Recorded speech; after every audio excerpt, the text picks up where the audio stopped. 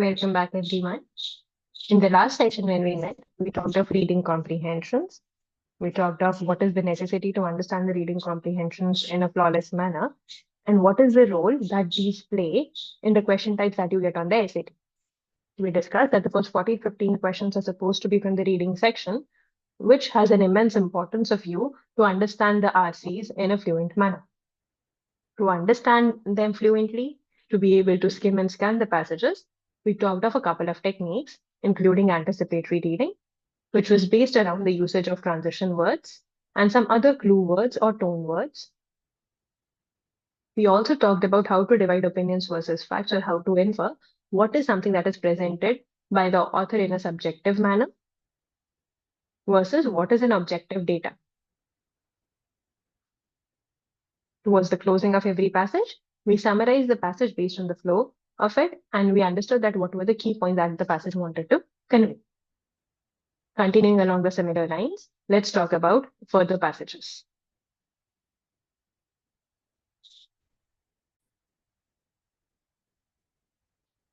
Passage 1 says, climate change has become one of the most pressing challenges of the 21st century. Please focus on the couple of words I'm underlining here. Has, most, challenges. Has indicates a present perfect tense. A present perfect tense means something started in the past and its impact can be seen into the present, or the action itself is coming into the present. Present perfect can, in simpler terms, be called past coming into present.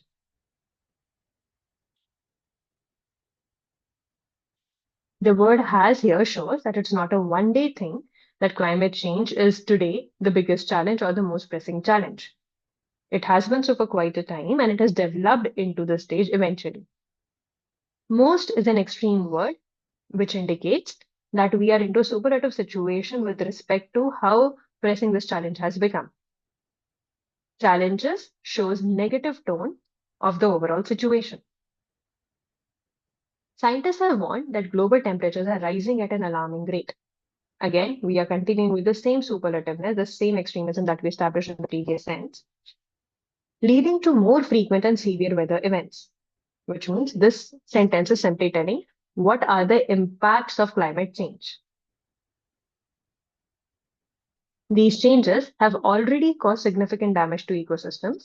The moment it says already, we know that we are shifting to what has been done so far, which means the current situation. Where do we stand with respect to it?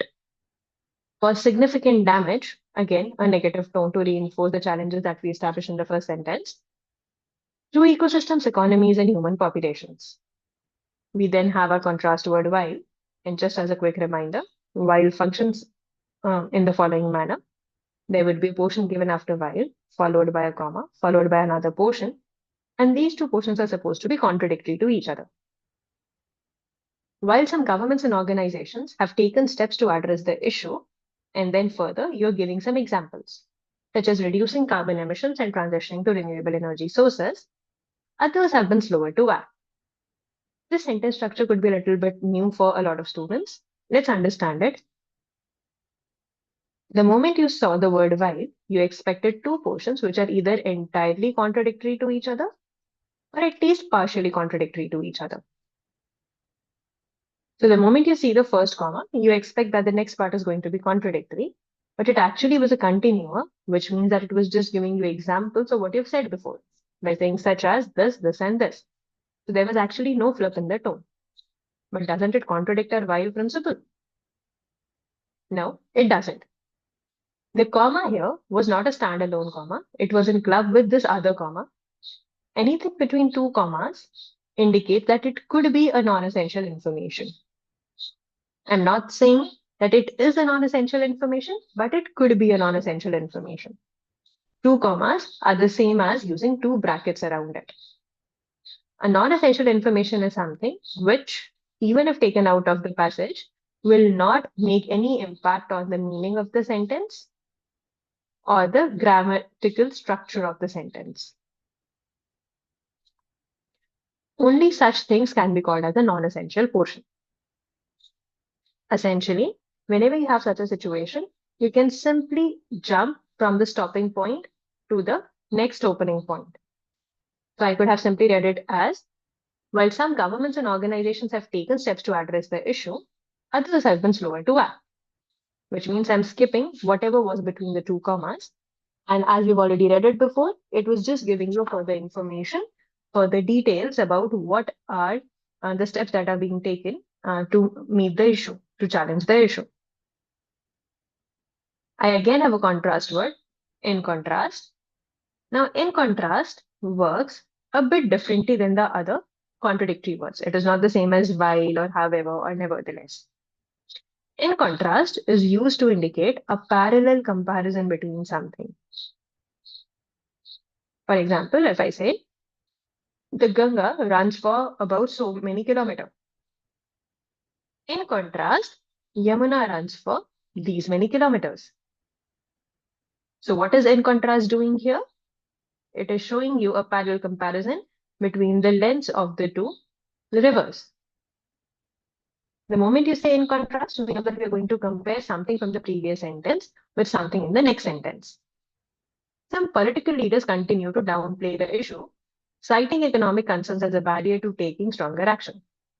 The previous part said that there are governments and organizations that are acting to address the issue, whereas now we are comparing it to the political leaders who are merely quoting that we have economic problems and thus we cannot take a strong action. And also, climate change isn't that big a deal. So they are downplaying the issue, which shows a comparison between the two types of stance. Environmental activists argue that immediate action is needed to prevent further irreversible damage. We have a new party being introduced here, the environmental activists. And we're telling that these people are arguing that something has to be done about the issue immediately. Forget about downplaying the issue, forget about something that is not important or not the concern of the hour at all.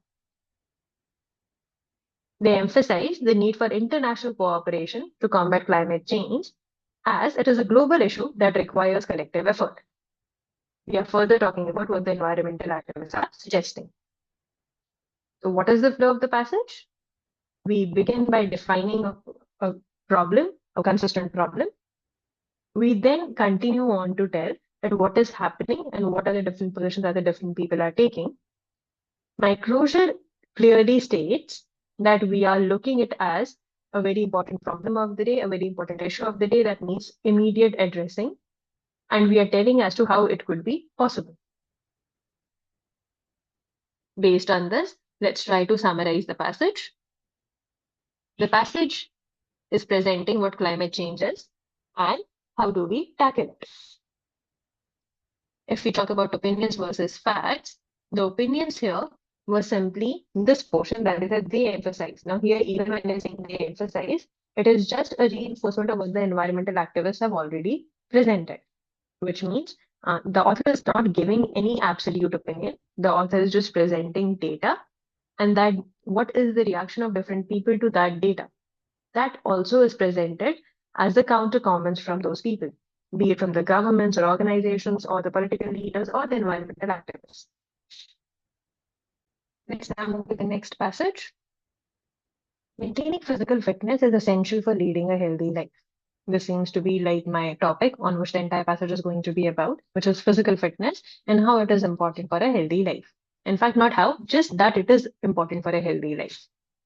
Studies consistently show, the word consistently shows that it is not just a one-day thing, but something which we've been testing since a long time and has all consistently over time shown that regular exercise has numerous benefits. And then we are telling what are those benefits, including improved cardiovascular health, increased energy levels, and better mental health.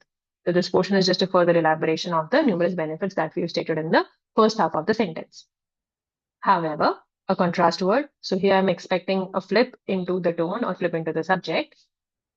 Despite these clear advantages. Now, if you focus, there are two contrast words used over here. However, and despite. Yes, both are contradictors, but they function in a different manner.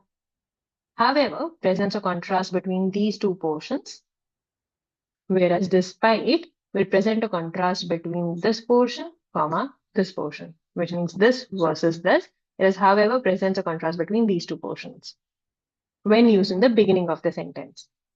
however, can also be placed at the end of the sentence. But even in that situation, it would be providing a contrast between these two sentences itself, which means the positioning of however does not change the portions that it is contradicting. Why are we using two contradictors here instead of one?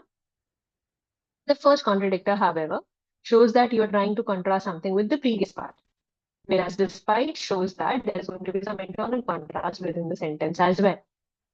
With this understanding, let's read the sentence passage further. Despite these clear advantages, many people lead sedentary lifestyles.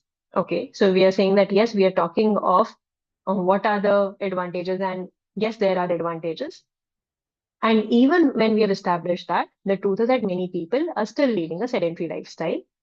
And I'm giving a further clarification, which can lead to a variety of health problems, such as obesity, diabetes, and heart disease. My contradictions were that yes, we have established there is a problem in having a sedentary lifestyle, or that how physical fitness is important for you to live a healthy, long life. Still, people are not opting it.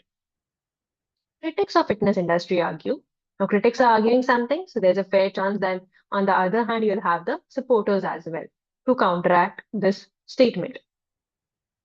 Critics of the fitness industry argue that it often promotes, please take care, often. The usage of such word says that the critics are not speaking in an extreme tone, but rather they are speaking of it in a very safe manner. They are saying it often promotes instead of saying that it always promotes or that it promotes unrealistic body ideals. The unrealistic body ideals, which can lead to unhealthy behaviors, including over-exercising or disordered eating.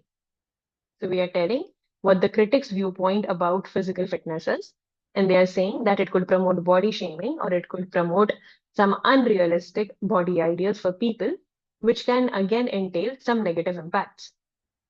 Further, we say, on the other hand, proponents of fitness emphasize, so as we expected, we are now talking about what the supporters or the proponents are saying by presenting a contradictory word. Emphasize that physical activity should be about overall health and well-being, not just appearance. The supporters are claiming that when we say that physical fitness is important to healthy life, it does not just mean that we're talking about physical fitness in terms of appearance. We are also talking about other benefits that physical fitness could have, not limited to how one looks, and rather encompasses the overall health and well-being. The supporters are arguing that regular exercise, when done appropriately, can contribute to a more balanced and fulfilling life. If you look at the flow of the passage, we first began by a claim that physical fitness is essential for healthy life. I explained that what the healthy lifestyles are that we are counting and what is the physical impact of it. Further, it was presented by the author that critics are saying something to contradict the basic funda of physical fitness by raising an issue that it could lead to body shaming or it could lead to unrealistic body goals. Whereas supporters are then counteracting by saying that our physical fitness, by physical fitness, we just do not mean by the appearances, we're talking about an overall health situation. Opinions versus facts. The author is making a claim, but once the claim has been made, studies are being referenced, critic statements are being referenced, and the proponent statements are being referenced, again making it a objective data. As far as the summary is concerned, we talked about the impacts of physical fitness on the health and what could be the potential issues about it, and how do proponents claim that physical fitness is not just about the superficial looks, but it actually encompasses the overall health. Passage 3 says, automation has rapidly transformed industries across the globe. Rapidly indicates that we are trying to talk of something in a very speedy sense. And also we are saying that it has transformed industries across the globe. Across the globe indicates how the vantage point is not limited to a specific area, but throughout the world. Revolutionizing, showing again an extreme positive situation, the way work is performed. In manufacturing, robots now handle tasks once carried out by humans, reducing production costs and increasing efficiency. This sentence is merely enhancing on what I've already said before. So I wouldn't pay much attention to it apart from just giving it a single quick read. Proponents of automation argue that it allows workers to focus on more complex, creative tasks while leaving repetitive and dangerous jobs to machines. The usage of a comparison word more over here shows that previously also people used to perform the complex tasks and creative tasks. But with the advent of automation, humans can now move on to more complex and creative tasks because the lesser complex and creative tasks or the repetitive tasks are left aside for the AI to handle. Critics, however, contrast word as expected, proponents and critics are going to be something opposite to each other, warn that widespread automation would lead to significant job losses, particularly in sectors such as retail, transportation, and manufacturing. Because this portion is simply elaborating and giving specific examples about the previous thought, I would not pay attention to it. But otherwise, apart from it, what the critics are saying is that yes, true, people can now perform more complex and creative tasks because the repetitive and redundant tasks have been given to the automation or the automated machines. But the question here arises, what if not everyone is capable of doing the more complex and creative tasks? Every human is different. What if some people were actually good at doing these lesser complex tasks or the repetitive tasks itself? Wouldn't it ultimately mean that these people would be at a job of loss, at a loss of job? While some workers may transition, now we are showing a possibility. I'm not saying that while some workers will transition, I'm saying that there's a possibility that some of these workers could transition to new roles that require higher skill levels. Others may find it difficult to adapt to the technological changes. So we are saying that here, the people who were lesser skilled or who were performing the lesser skilled works, they might end up changing fields either, or the other possibility could be that they're not able to make the switch. That is the entire agenda for critics, that it could lead into a loss of job for such kind of people who are not able to make this efficiently, make this shift efficiently. Moreover, automation may deepen economic inequality as workers in lower skilled positions may not have access to the training or education needed to succeed in the new job market. We are showing another possible causes as to why not everyone might be able to make that shift. And these new causes are the lack of training or accessibility to education. If we talk about the flow of the passage, we started by introducing automation, the impact that it has on the current world, eventually talking about how that impacts the situation for the workers for two types. One is the ones who are more skilled versus the lesser skilled ones. And what is the impact on these lesser skilled people because of the automation, as they would end up losing their jobs. Summary for this passage could be something like the impact of automation on the employment situation and on the people who do not fall into a higher skilled category. Now progressing to passage 4 on similar lines. Renewable energy sources such as solar, wind, and hydroelectric power. Remember, the specific examples never make a part of my summary, and thus while skimming and scanning, I just need to have a perfunctory look at them. Renewable energy sources, this was my non-essential information again, because it is surrounded by two commas. Now I can make a direct jump from this part and continue here.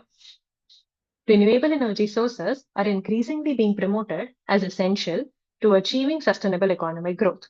So increasingly shows you a comparison that previously the view, whatever it was regarding how good it is for achieving sustainable economic growth, this view has only enhanced now. Unlike fossil fuels, unlike is a contrast word, and this contrast word again falls into the category of comparison. Instead of flipping the entire tone, unlike would give you a parallel comparison between things. Unlike fossil fuels, again a non-essential information surrounded by two commas, which are finite and polluting, renewable energy sources are both sustainable and environmentally friendly. What is the comparison that we are trying to highlight over here? Finite versus sustainable and polluting versus environmental in the dealing. Advocates argue that investing in renewable energy creates jobs, boosts economies, and reduces dependency on foreign oil. Advocates means the people who are supporting a specific side. And the moment you say that, okay, advocates are saying something, be prepared that there are also going to be critics who are going to criticize that point. Advocates argue that investing in renewable energy creates jobs, boosts economies, and reduces dependency on foreign oil. So we are telling the further benefits of using sustainable sources of energy in this specific sentence. They point to countries like Germany, where renewable energy policies have successfully led to economic expansion. This is just a practical example to assure that whatever the benefits we are talking of, they are actually existing, and a practical example is given through naming a specific country. Critics, however, now of course critics are going to say something opposite to the proponents or the advocates. So the contrast tone is obvious here.